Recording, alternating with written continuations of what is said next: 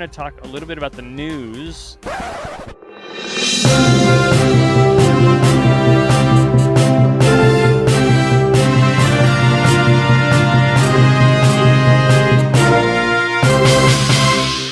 right, guys, I want to talk about the development blog. They've got a huge number of ship changes that are going into public test right now. This is a bunch of news.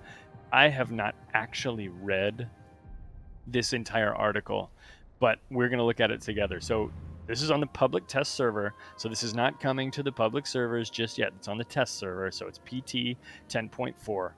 So here's a couple of things. Thunderer and Stalingrad are getting nerfs to their firing range and to their surveillance radar. Now, there's been a bit of a kerfuffle about this in the World of Warships community because they're saying that's a premium ship. You can't balance a premium ship. Wargaming's response has said those are not premium ships. Those are special ships.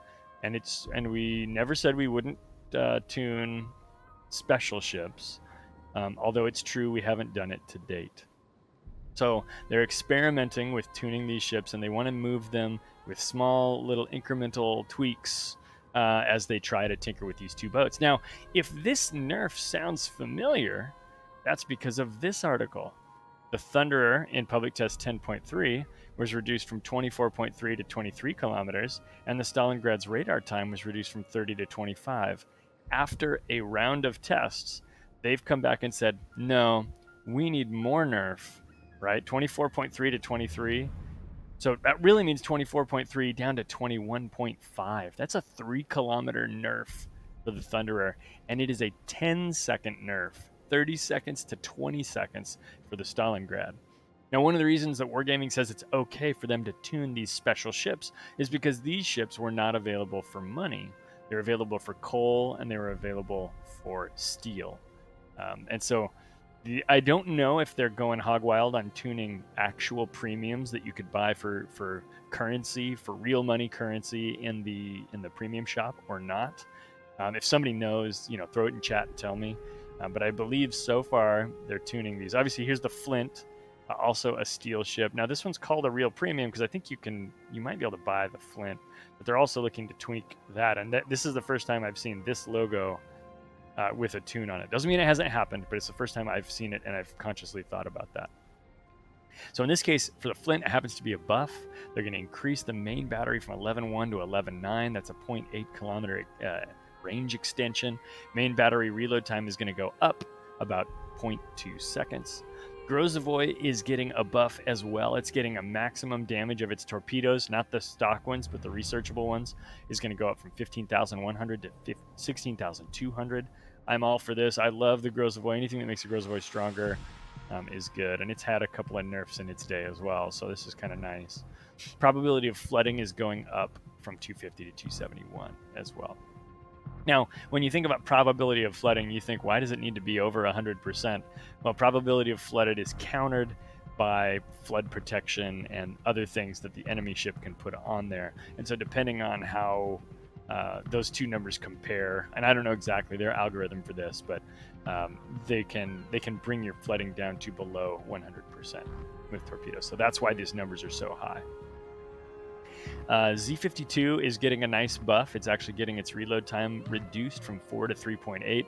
I'm excited about this. I think Z52 is a ship that's been power crept. It was a little bit weak even when it came out originally, and so I think this is actually pretty good. Everyone loved the guns on the Z52 when it came out, but if you go and you look, people just don't play it. Like, you don't see Z52 out there very often, and we should see more Z52s running around, and there should be a reason to play that boat. I don't know if 0.2 seconds of a reload is going to get us all the way there to where we're able and excited and interested, and I'm not going to take out my daring. Let me take out the Z52. But I think it's a step in the right direction, so I'm glad to see that. Jutland torpedo tube reload time is increasing 8 seconds, and that is probably good. I think everybody kind of looks at the Jutland as a pretty strong boat. 8 seconds is not a huge nerf, in my opinion, on the scale of 125 or 133 seconds. But yeah, I think throwing a small nerf at the Jutland is probably not the end of the world for that boat. I do like that my Jutland is overpowered, so I'm always disappointed to lose power in ships that I own and enjoy to play. But in this case, I think that's probably okay. Scott says he's just got his Z52, and that's good. Like I say, I don't think the Z52 is bad, but I do find it difficult to choose over other Tier 10 destroyers with similar strengths.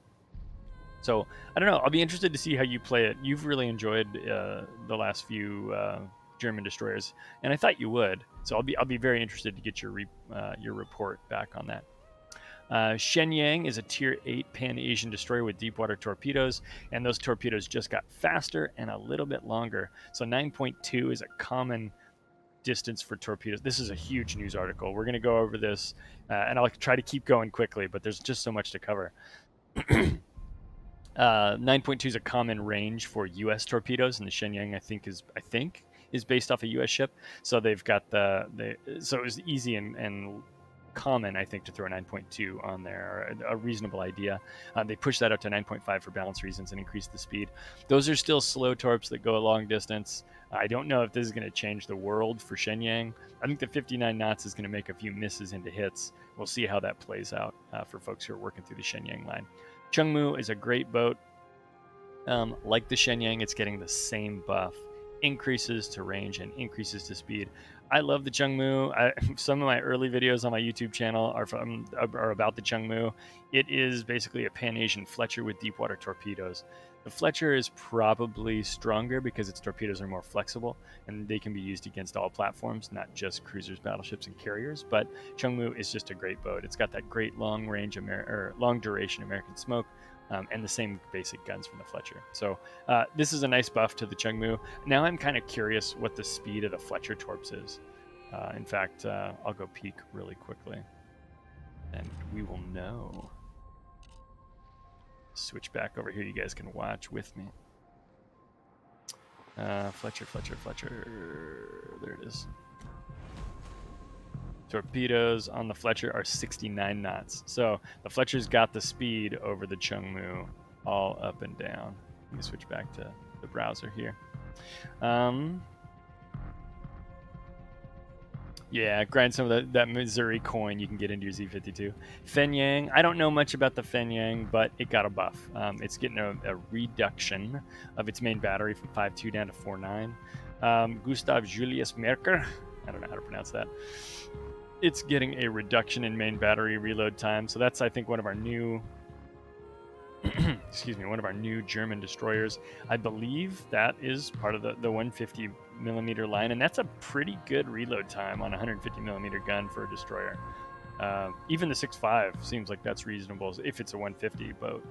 So 6.1, yeah, I'll take it. Felix Schultz, main battery reload time is reduced as well. Now, one thing I don't know about these boats, Scott says it needs it, and I'm sure Scott knows. One thing I like about these, you're talking Fenyang. One thing about these German 150 boats is I don't know how many guns they have, right? I look at 6.1 and I go, oh, that's pretty good. On a boat that has 6 or 8 guns, that's really good. So I'll be interested to see how many barrels it has, and maybe Scott can share with us in chat how many it has, so we can figure out how many shells per reload that is. Cleveland is getting a nerf. This is big news. I don't think now I'm going to say this, but I'll probably be wrong, but I'm going to say it anyway. You guys can fact check me. I don't think that Cleveland gets tweaked a lot. That boat's been in the game for a very long time. And it's been consistently reliable. It's been a consistently good boat. And so this is a rare change, at least in my view. Now, again, I haven't watched this news as frequently. From before I did my stream, I didn't pay as much attention, to be quite honest. But yeah, reducing the radar time 3 seconds is that seems like a strange change to the Cleveland. Leander is getting a nerf, which I'm not surprised about. I always think of Leander as a very strong light cruiser. Boy, look at how many tweaks they are testing. Leander's smoke generators coming down 3 seconds. Reload time's coming down 0.2 seconds. Or going up, getting worse, 0.2 seconds. That's not the worst. Fiji, I don't want them touching my Fiji. They are adjusting the Fiji. And another boat that I don't think has been tweaked in a long time. So yeah, we're seeing a smoke reduction. 7 seconds of smoke time is going off the Fiji, and then we're also seeing a reload time increase, which I'm not excited about. I think of Fiji as a strong boat too, but I don't think of it as unreasonably strong. So that really kind of bums me out. Hopefully we see limited impact from that tweak. Or maybe we see World Warships walk that back, you know. Edinburgh is also losing some smoke generator time. And Edinburgh's a strong boat. I don't think it's quite as strong as its tier as Fiji and Leander are. So, you know, this doesn't bother me a ton for the Edinburgh. It's not one that I go back and play as much, but I do feel like it needs that smoke to be a powerful boat. So cutting it 7 seconds, that 7 seconds basically increases the way to think about that, especially in these British boats. You're going to go from smoke to smoke the entire battle most of the time. And so what you're looking at there is 7 more seconds of exposure where you have to hide and keep yourself safe while you're waiting for your smoke to reload. They didn't adjust the reload time, they adjust the dispersion time.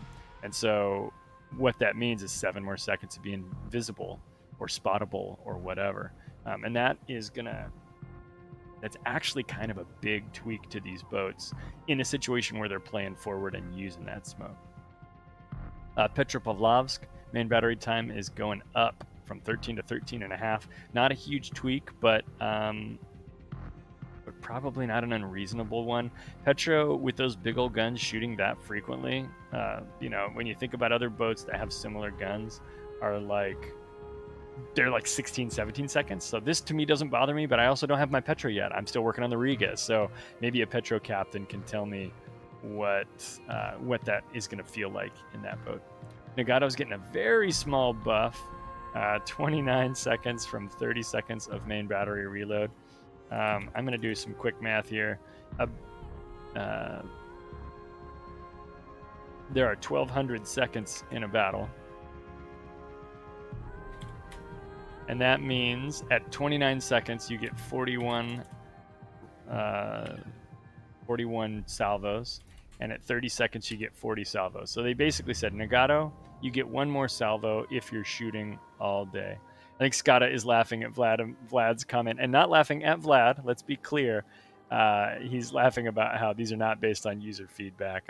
No, I don't think they're based on user feedback. They're based on data. So, you know, I want to give Wargaming a little credit here, and I'll probably catch some flack for this from some people, but Wargaming is looking at the data of their ship, and then they have goals. So they're doing like data analysis to say, are these ships equally powerful? Are they less powerful? Are they whatever? And they're not necessarily making those changes to make all boats equally powerful, but they're making those changes to make the boats as powerful as they want them to be. So, yeah, there's a lot of jokes online about the spreadsheet. And again, I don't want to throw Ouija too far under a bus. I think they get hit by the bus plenty on their own. But like I think they tend to make a lot of changes in order to influence outcomes and effects in the game. I think a lot of these are balanced changes, and I think a lot of them are probably legitimate. We're looking at a ton of changes to a ton of regular Tech Tree boats that have been in the game forever. So my take on this is a lot of these are just balanced changes. And they're based on whatever data they have. Now, again, their motivations and the effects they're trying to achieve are probably. I'm laughing at Kablama's comment. The effects they're trying to achieve are not necessarily effects that I agree with. Right? We know FLAMU has a fantastic video. From a month ago, maybe, where he explains that a lot of what their goal is making sure that carriers are highly effective in battle, like way more effective than other classes, because they want carriers to be popular, because they want carriers to be in the game. And so if a carrier they have a metric they call battle influence, and basically the carrier's battle influence is like 4 times that of battleships and twice that of destroyers and 3 times that of cruisers, for example. And so that's the kind of thing that's really challenging, I think, for us to understand, is that from a business perspective, their goals do not necessarily align with ours from a game and competition perspective. So anyway, you gotta kind of see everything through a little bit of a cynical lens there. But anyway, my opinion. Okay, Petropavlovsk, Nagato. Nagato's getting one more reload in a 20-minute period. Again, 20 minutes is 1,200 seconds. So if you think about that, and you grab, you grab your 1,200 seconds divided by the number of times you get a reload, especially for battleships and torpedo launches. I think about this a lot. That tells you how many times you can use your guns. And they really said, Nagato, you can maybe at some point have one more salvo per match. That isn't the way it's going to work out, because you're not going to sit there and click the fire button every time your shells are reloaded. But there'll be some situation where you'll be more reloaded than you were before. That'll be valuable. Conte di Cavour is getting a main battery reload. I agree with this. I actually feel like that boat could use a little bit of a buff. And I agree with the next one too, with Andrea Doria getting a little bit more damage. I felt like those boats were a little bit behind the power curve. And I think when you get into the 7, there's a big step up in capability in the Italian ships. Tiger 59 is a premium boat. I don't know a dang thing about it, but this is a huge buff.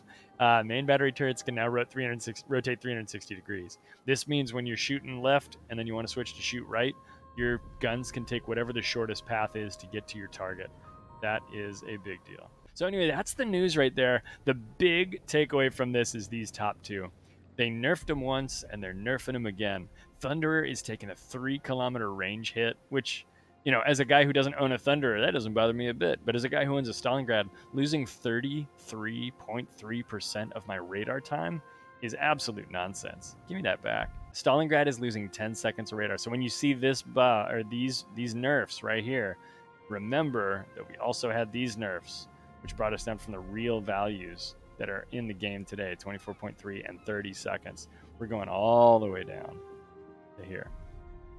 At the time, I felt like 25 seconds is fine, but like 20 means I get at most one salvo. 25 means I get one salvo and then maybe a second salvo on this guy. 30 meant I could get almost 2 salvos, because that's what this is about. It means the Stalingrad's radar isn't for Stalingrad anymore. It's for collaborative play. I can put my Stalingrad radar up, but I need to have somebody else who actually has a rate of fire who can do the hits. That makes the Stalingrad radar difficult because you have to rely on somebody else, right? Boats like our buddy down here. Oh my gosh, there's more. I didn't realize that. Oh no, this was the old article. Boats like our friend the Cleveland, 27-second radar, and it reloads every like 7 or 8 seconds. But again, you got to remember that 30 seconds with 17.6 seconds means I have time for one salvo if I'm loaded. So you want to be loaded before you hit your radar. You hit your radar, you fire the salvo, then you reload, you fire the salvo, and that's it. And you're done. I think that's all I wanted to talk about on the news today. I don't think there was much else. It's kind of crazy stuff. All right, we're going to look at tier 7s. I see Kablamo is all ready to go. We're just kind of chilling.